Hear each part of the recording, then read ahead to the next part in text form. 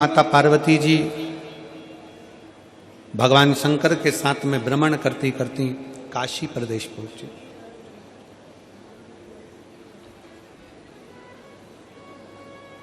काशी की पवित्र भूमि पर मां विराजमान हुई। गंगा की धार को देखा,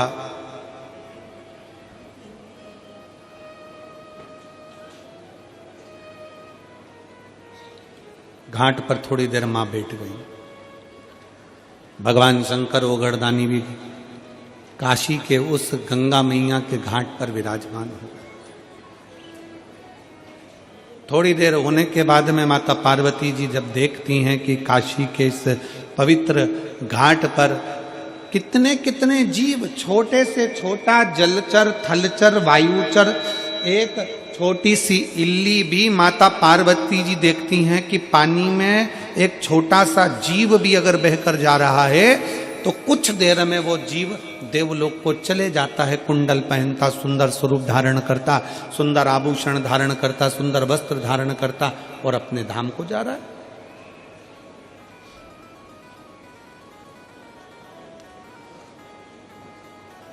माता पार्वती जी थोड़ा आश्चर्य में पड़ गई कि मैं इतने सारे जगह पर होकर आई, सारे धामों में घूम कर आई, पूरी पृथ्वी पर भ्रमण करती हूँ, सब दूर घूमती हूँ, सब दूर जाती हूँ, पर जब से मैं काशी में आई हूँ और काशी के घाट पर बैठकर मैं जो दर्शन कर रही हूँ, ये गजब का दर्शन है कि कोई छोटी सी इल्ली है, छोटा सा जीव है, छोटा सा जलचर है, छोटा सा जीव काशी में तुरंत गिरा और देवलोक चले गया। समझ में नहीं आ रहा ये पार्वती जी को कुछ लीला।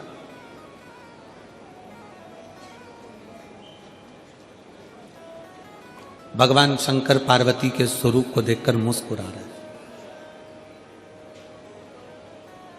और हमने पहले भी कथा में एक बात कही, आज फिर कहते हैं, पत्नी के प्रश्न का उत्तर हमेशा पति को मुस्कुराकर देना चाहिए, तो घर में कभी क्लेश होगा ही नहीं।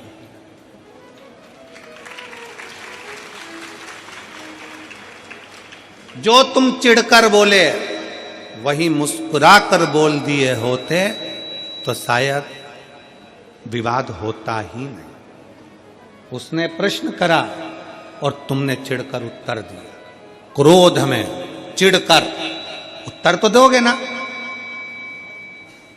मेरे जीजाओं, बिगर उत्तर दिए तुम सही से रह भी नहीं सकते। उत्तर तो तुम दोगे,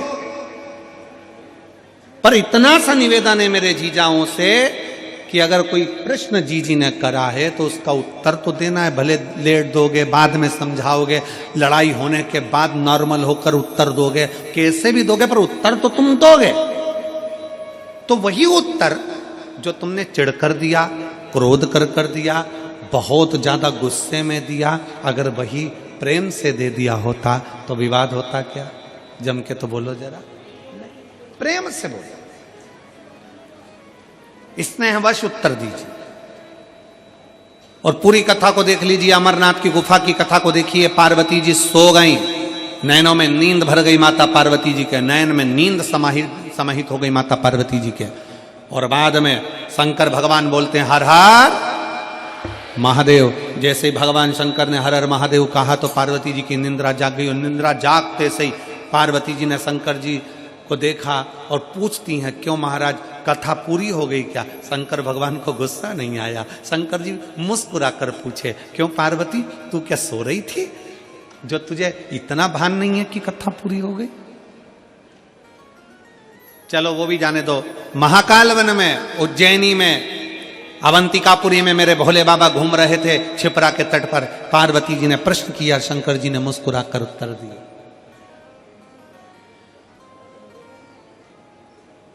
अगर एक अच्छा गृहस्थी, घर में रहने वाला एक पति पत्नी अगर सही तरीके से शंकर और पार्वती के जीवन को देख लेना तो कभी घर में लड़ाई ना हो।